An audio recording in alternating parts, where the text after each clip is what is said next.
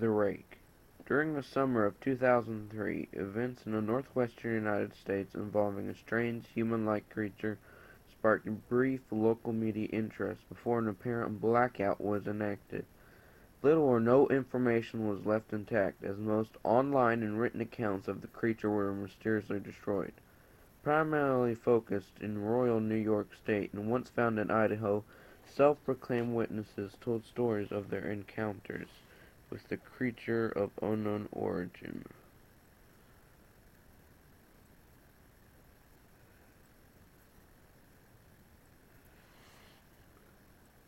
Emotions range from extremely traumatic levels of fright and discomfort to almost childlike sense of playfulness and curiosity.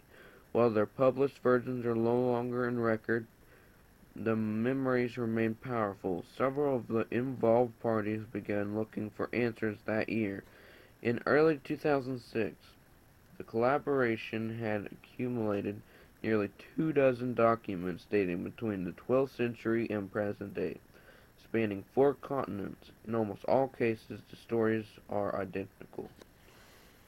A suicide note, 1964.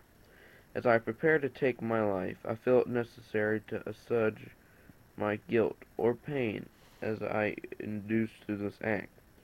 It is not the fault of anyone other than him, for once I awoke and felt his presence, and once I awoke and saw his form, and once again I awoke and heard his voice, and looked into his eyes. I cannot sleep without the fear that I might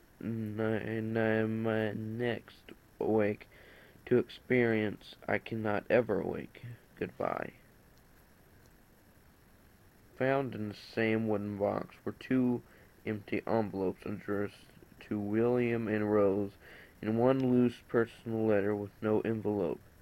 Dearest Lenny, I have prayed for you. He spoke your name. A journal entry, translated from Spanish, 1880.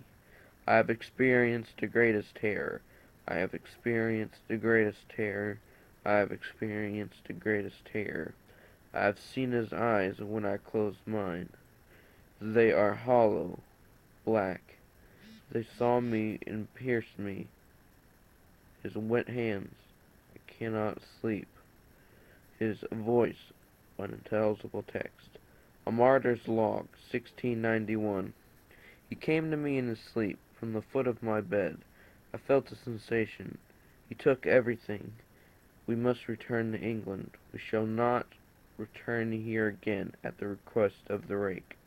From a witness, 2006. 3 years ago, I just returned from a trip from Niagara Falls with my family for the 4th of July. We were all very exhausted after a long day of driving, so my husband and I took the kids right to bed and called it a night. At about 4 a.m., I woke up thinking my husband had gotten up to use the restroom. I used that moment to steal back the sheets, only to wake him in the process. I apologized and told him I thought he got out of bed. When he turned to face me, he gasped and pulled his feet up to the end of the bed so quickly his knee almost knocked me out of the bed. He then grabbed me and said nothing. After adjusting to a dark for half a second, I was able to see what caused this strange reaction.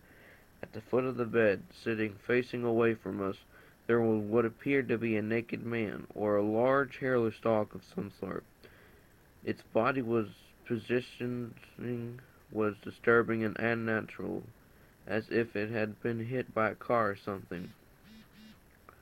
I was not instantly frightened by it, but more concerned as its condition. At this point, I was somewhat under the assumption that we were supposed to help him. My husband was peering over his arm and knee tucked into the fetal position, occasionally glancing at me before returning to the creature. In a flurry of motion, the creature scrabbled down the side of the bed, and then crawled quickly in a flailing sort of motion right along the bed until it was less than a foot from my husband's face. The creature was completely silent for about 30 seconds, or probably closer to 5. It just seemed to be a while, just looking at my husband. The creature then placed its hand on his knee and ran into the hallway, leading to the kids' rooms.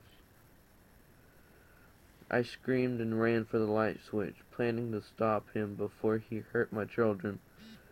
When I got to the hallway, the light from the bedroom was enough to see it, crouching and hunched over 20 feet away. He turned around and looked directly at me, covered in blood.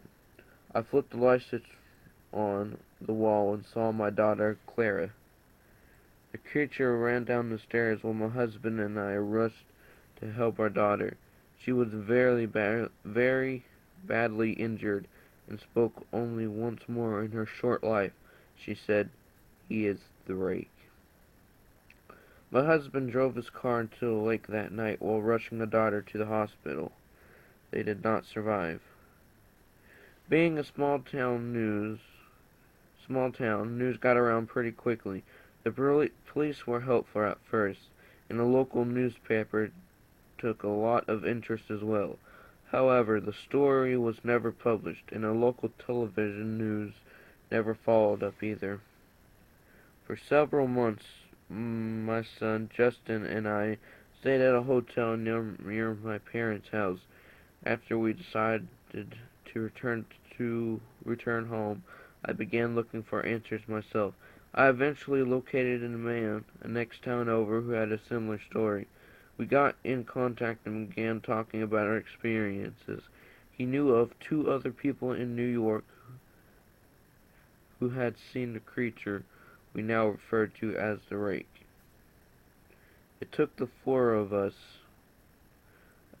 about 2 solid years of hunting on the internet and writing letters to come up with a small collection of what we believed to be accounts of the rake. None of them gave any details, history, or follow-up. One journal had an entry involving the creature in its first 3 pages, never mentioned it again. The ship's log explained nothing of the encounter, saying only that they were told to leave by the rake. That was the last entry in the log.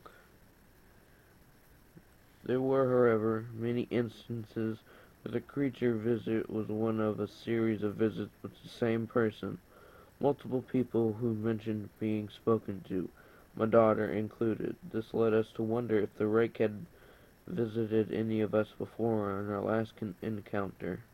I set up a digital recording near my bed and left it running all night. Every night for 2 weeks, I would tentatively scan through the sounds of me rolling around in my bed each day when I woke up. By the end of the 2nd week, I was quite used to the occasional sound of sleep, while blurring through the recording at 8 times the normal speed. This still took almost an hour every day. On the first day of the 3rd week, I thought I heard something different. I thought it was a shrill voice. It was the rake. I can't listen to it long enough to even begin to translate it. I haven't let anyone listen to it yet. All I know is that I've heard it before, and I now believe that it spoke when it was sitting in front of my husband.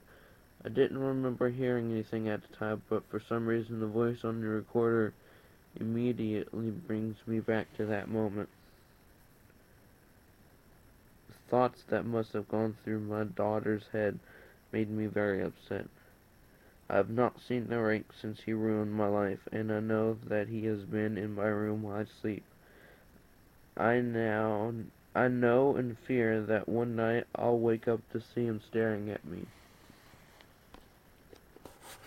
Like, subscribe, comment. Dreadhead HQ out.